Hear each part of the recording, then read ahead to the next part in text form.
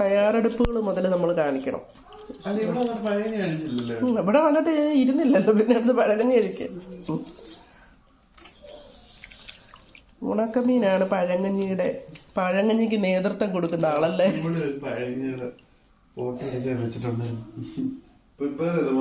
ഉണക്കമീനാണ് അടിപൊളി. അതിനുശേഷം ചോറ്, പിന്നെ മൂന്നാമത്താണ് തൈര്. 1 ഉണക്കമീൻ, 2 ചോറ്, 3 തൈര്. അടുത്ത ആളെ വിളിക്കാം. കപ്പ എവിടെയാ? കപ്പ കടന്നു വരൂ. 4ാമത്തെ ആളെ നമ്മൾ ക്ഷണിച്ചു വരുത്തിയിട്ടുണ്ട്. കപ്പ പൊട്ടിക്കണോ? പിന്നെ നമ്മുടെ പഴങ്കഞ്ഞിയിലെ നേതാവിനെ കിട്ടി. നേതാവ് നല്ല അടിപൊളി കാന്തായി പഴുത്തതും.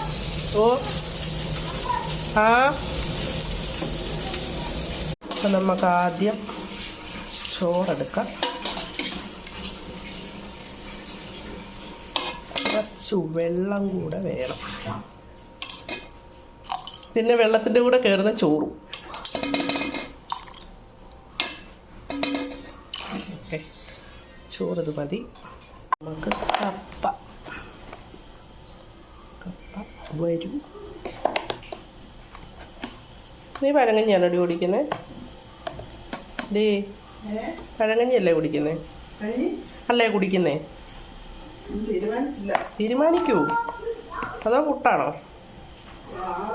അപ്പം നമ്മൾ കപ്പയെ ഇട്ടു. ഇനി നമുക്ക് കാന്താരി ചേട്ടന്മാരെ വെക്കാം. നമുക്ക് തൈര്. ഓക്കെ, തൈര് ഒഴിച്ചു.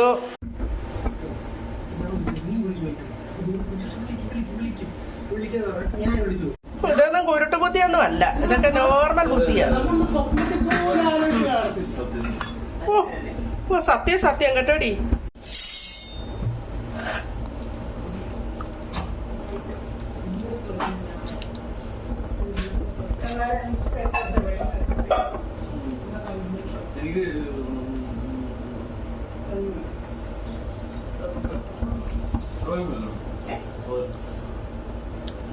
എന്താ പോലെ